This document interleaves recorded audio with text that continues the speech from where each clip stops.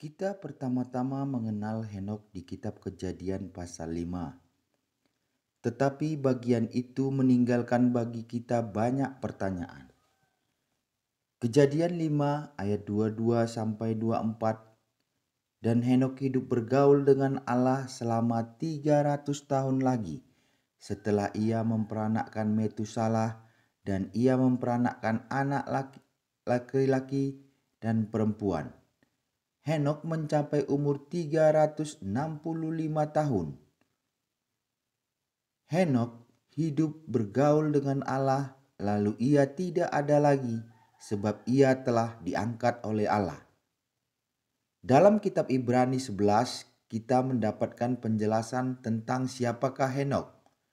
Ibrani 11 ayat 5. Karena iman Henokh terangkat supaya ia tidak mengalami kematian dan ia tidak ditemukan, karena Allah telah mengangkatnya.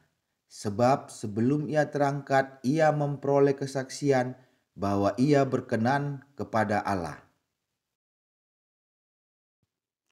Dalam surat Yudas ada kutipan yang secara langsung diambil dari kitab Henokh. Yudas 1 ayat 14 sampai 15. Juga tentang mereka Henokh, keturunan ketujuh dari Adam, telah bernubuat, katanya, sesungguhnya Tuhan datang dengan beribu-ribu orang kudusnya, hendak menghakimi semua orang dan menjatuhkan hukuman atas orang-orang fasik karena semua perbuatan fasik yang mereka lakukan dan karena semua kata-kata nista yang diucapkan orang-orang berdosa yang fasik itu terhadap Tuhan. Dari manakah Yudas mengetahui tentang kata-kata nubuatan dari Henokh? Bukankah itu tidak ada dalam kitab suci? Jawabnya adalah ya, itu tertulis di kitab Henokh. Buku yang tidak hanya dikutip oleh Yudas, tetapi juga Petrus dan Yakobus, saudara Tuhan Yesus. Henokh 1 ayat 9. Dan lihatlah, dia datang dengan berjuta-juta orang kudus untuk menjalankan penghakiman atas mereka dan akan menghancurkan orang fasik dan akan menuntut pertanggungjawaban dari orang-orang berdosa dan orang-orang fasik yang telah dilakukan mereka terhadap dia. Pada bagian lainnya, Yudas menuliskan mengenai pemberontakan para malaikat. Yudas 1 ayat 6. Dan bahwa ia telah menahan malaikat-malaikat yang tidak taat pada batas-batas kekuasaan mereka, tetapi yang meninggalkan tempat kediaman mereka dengan belenggu abadi di dalam dunia kekelaman sampai penghakiman pada hari besar. Rasul Petrus juga menuliskan tentang hal yang sama dalam suratnya, 2 Petrus 2 ayat 4. Sebab jikalau Allah tidak menyayangkan malaikat-malaikat yang berbuat dosa, tetapi melemparkan mereka ke dalam neraka, dalam bahasa Yunani Tartarus, dan dengan demikian menyerahkannya ke dalam gua-gua yang gelap untuk menyimpan mereka sampai hari penghakiman. Tartarus adalah tempat paling dalam di jurang neraka. Kata ini muncul satu kali saja dalam Alkitab, yaitu di surat Petrus ini.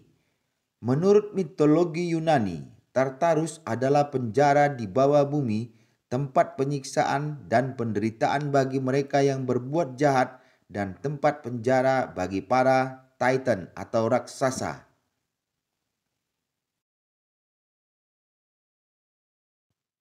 Buku apakah kitab Henokh itu, dan dari mana itu berasal? Henokh adalah keturunan ketujuh dari Adam. 1. Adam artinya manusia. 2. Set artinya ditetapkan. 3. Enos artinya kematian, sengsara, lemah. 4. Kenan artinya duka cita, ratapan. 5. Mahalaleel artinya Tuhan yang memberkati. 6. Yared artinya akan turun. Pada zaman Yared, 200 malaikat penjaga yang memberontak turun ke bumi. 7. Henokh artinya mengajar atau permulaan. Henokh adalah pengajar dan pemberita kebenaran yang pertama dalam 4 generasi selanjutnya. Dan sejak zamannya, Henokh mengajarkan kebenaran kepada anak-anak keturunannya. Nubuatan tertua yang tercatat dalam Alkitab adalah dari kitab Henokh, dan itu menubuatkan tentang kedatangan Tuhan Yesus Kristus yang kedua kalinya. Yudas 1 ayat 14-15. 8. Metusalah artinya kematiannya akan membawa. Banjir besar pada zaman Nuh sudah dinubuatkan dalam 4 generasi sejak zaman Henokh. Dalam tahun matinya Metusala, banjir besar itu datang. 9. Lamek artinya ratapan, putus asa, hilang harapan. 10. Nuh artinya kelegaan, penghiburan, kelepasan. Jika arti nama bapa-bapa leluhur manusia itu dibaca dari atas ke bawah, bisa diartikan sebagai berikut. Manusia ditetapkan mati, sengsara, duka cita. Tuhan yang memberkati akan turun dan mengajar. Kematiannya akan membawa yang putus asa dan hilang harapan mendapatkan kelepasan, kelegaan, dan penghiburan. Ini adalah ringkasan dari rencana penebusan manusia oleh Tuhan yang tersembunyi dalam silsilah nama-nama bapa leluhur manusia. Henokh 68 ayat 1.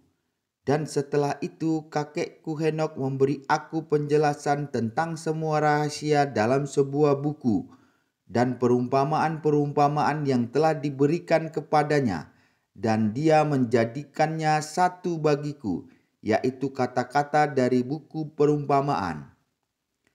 Kitab Henokh dimungkinkan selamat dari banjir besar karena Nuh membawa tulisan-tulisan dari kakeknya ini bersamanya di dalam bahtera. Naskah-naskah kitab Henokh telah ada berabad-abad sebelum kelahiran Tuhan Yesus Kristus. Bahkan secara teologis dianggap lebih mesianis dibandingkan dengan Yudaisme. Buku ini dianggap sebagai kitab suci oleh kaum mesianis pada awal gereja yang mula-mula. Tulisan-tulisan awal dari bapa-bapa mesianis banyak berisi referensi-referensi dari kitab Henokh.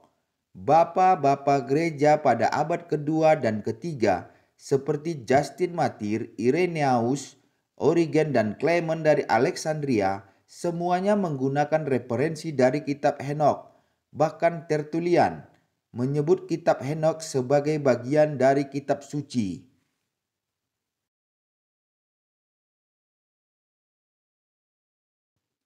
Gereja Kristen di Ethiopia bahkan memasukkan kitab Henokh ke dalam kanon resminya. Buku ini sangat dikenal dan banyak dibaca pada 3 abad pertama setelah kenaikan Tuhan Yesus Kristus. Buku ini dan banyak buku-buku lainnya didiskreditkan setelah konsili Laodikia dan akhirnya dilarang oleh pihak otoritas gereja, dinyatakan sesat dan dimusnahkan, dan secara bertahap hilang dari peredaran. Kira-kira pada masa referensi Protestan, muncul kembali ketertarikan kepada kitab Henokh yang telah hilang selama ratusan tahun dari dunia modern. Tahun 1400-an, banyak muncul rumor bahwa beberapa salinan kitab Henokh diperkirakan masih ada.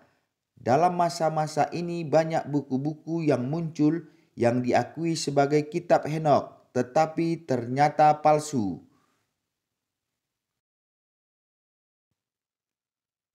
Kembalinya kitab Henokh kepada peradaban modern berkat usaha seorang penjelajah terkenal, James Bruce, yang pada tahun 1773 kembali setelah 6 tahun pergi ke Abyssinia dengan membawa 3 salinan versi Ethiopia dari kitab yang hilang ini.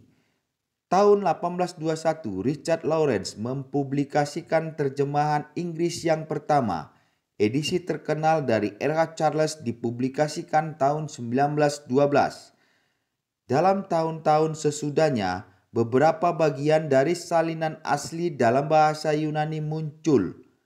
Ditemukan 7 bagian salinan dari kitab Henokh di Gua Qumran Nomor 4, dalam gulungan-gulungan kitab suci di Laut Mati yang tertulis dalam bahasa Aram semakin mengokohkan keotentikan kitab ini.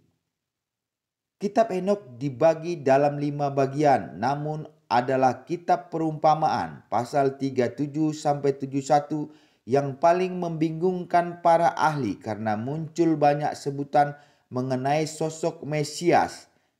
Dia yang benar, dia yang dipilih, dan anak manusia. Henokh 46 ayat 1-3, dan aku melihat dia yang lanjut usianya, rambutnya putih bagaikan bulu domba, dan bersamanya ada seorang yang wajahnya seperti penampakan seorang manusia, dan wajahnya penuh keagungan, seperti salah satu malaikat-malaikat kudus. Dan aku bertanya kepada salah satu malaikat yang pergi bersamaku, yang menunjukkan semua rahasia mengenai anak manusia ini. Siapakah dia dan dari mana dia berasal? Dan mengapa dia pergi dengan dia yang lanjut usianya? Dan ia menjawab dan berkata kepadaku, ini adalah anak manusia yang memiliki keadilan, dan keadilan berdiam di dalamnya. Dalam segala harta kerahasiaan dia singkapkan, karena Tuhan segala roh telah memilih dia, dan bagiannya melebihi segala sesuatu di hadapan Tuhan, segala roh di dalam kebenaran sampai kepada kekekalan.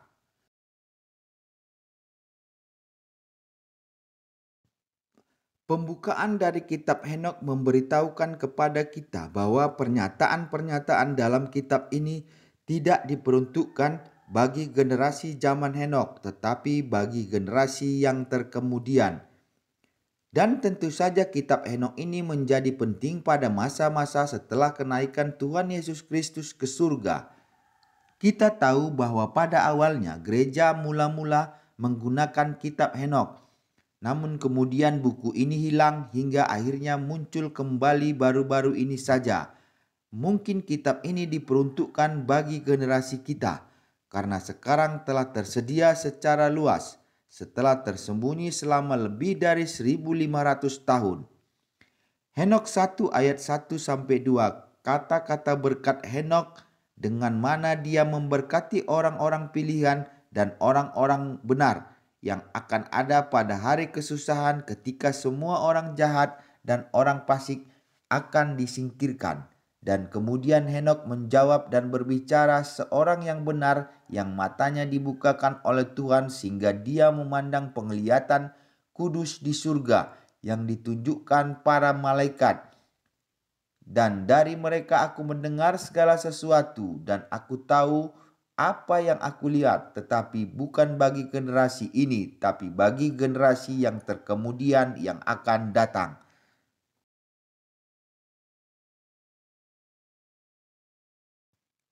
Kitab Henokh juga memberikan penjelasan penting mengenai pemberontakan para malaikat yang mengakibatkan lahirnya para raksasa, dalam bahasa Ibrani Nephilim, yang tertulis di kitab Kejadian 6. Kejadian 6 ayat 1-4. Ketika manusia itu mulai bertambah banyak jumlahnya di muka bumi, dan bagi mereka lahir anak-anak perempuan, maka anak-anak Allah melihat bahwa anak-anak perempuan manusia itu cantik-cantik. Lalu mereka mengambil istri dari antara perempuan-perempuan itu, siapa saja yang disukai mereka. Berfirmanlah Tuhan, rohku tidak akan selama-lamanya tinggal di dalam manusia, karena manusia itu adalah daging, tetapi umurnya akan 120 tahun saja. Pada waktu itu orang-orang raksasa, dalam bahasa Ibrani Nephil, jamaknya Nephilim, ada di bumi. Dan juga pada waktu sesudahnya atau banjir besar, ketika anak-anak Allah menghampiri anak-anak perempuan manusia, dan perempuan-perempuan itu melahirkan anak bagi mereka. Inilah orang-orang yang gagah perkasa di zaman purbakala, orang-orang yang kenamaan. Keberadaan mereka sangat mempengaruhi sejarah umat manusia. Dewa-dewa dan para raksasa selalu muncul dalam kepercayaan-kepercayaan, tradisi-tradisi, maupun legenda-legenda kuno di seluruh dunia, mulai dari Sumeria, Babilonia, Mesir, Yunani, Romawi, Maya, Inka, Aztec, Cina, India, Indian, Amerika, Aborigin, Eropa, dan sebagainya hingga saat ini. Cerita tentang dewa-dewa yang turun dari langit dan kawin dengan anak-anak manusia dan melahirkan para raksasa. Kondisi bumi yang demikian rusaknya membuat Tuhan harus menghapuskan segala sesuatu yang hidup dari muka bumi.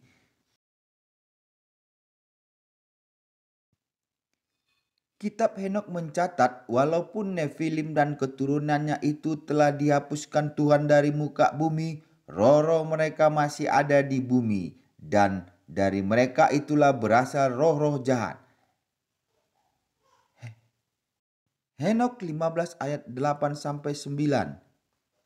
Dan sekarang para raksasa yang telah diperanakkan dari roh dan daging akan disebut roh-roh jahat di bumi, dan tempat tinggal mereka akan ada di atas bumi. Roh-roh jahat akan keluar dari tubuh mereka karena mereka diciptakan dari atas. Awal mula mereka berasal dari malaikat penjaga kudus. Mereka akan menjadi roh-roh jahat di atas bumi dan akan disebut roh-roh jahat. Nefilim ini muncul kembali setelah banjir besar pada zaman Nuh. Tertulis di Alkitab dalam nas tentang 12 orang pengintai yang diutus oleh Yosua untuk melihat tanah Kanaan. Bilangan 13 ayat 33. Juga kami lihat di sana orang-orang raksasa, orang enak yang berasal dari orang-orang raksasa, dan kami lihat diri kami seperti belalang, dan demikian juga mereka terhadap kami. Para arkeolog banyak menemukan sisa-sisa peninggalan peradaban tinggi yang ada sebelum banjir besar. Tulang belulang para raksasa di seluruh dunia. Bangunan-bangunan raksasa dengan batu-batu yang beratnya mencapai ribuan ton. Dengan ketepatan yang sangat presisi, yang bahkan teknologi zaman modern sekarang ini tidak bisa menduplikasinya. Keturunan para malaikat ini secara terus-menerus melakukan perlawanan terhadap Tuhan dan ingin menguasai seluruh bumi, yang akan mencapai klimaksnya dengan kemunculan seorang antikristus yang akan melakukan peperangan melawan Tuhan dan anak-anaknya. Dan sama seperti terjadi pada zaman Nuh, demikian pula lah halnya kelak pada hari-hari anak manusia. Lukas 17 ayat 26.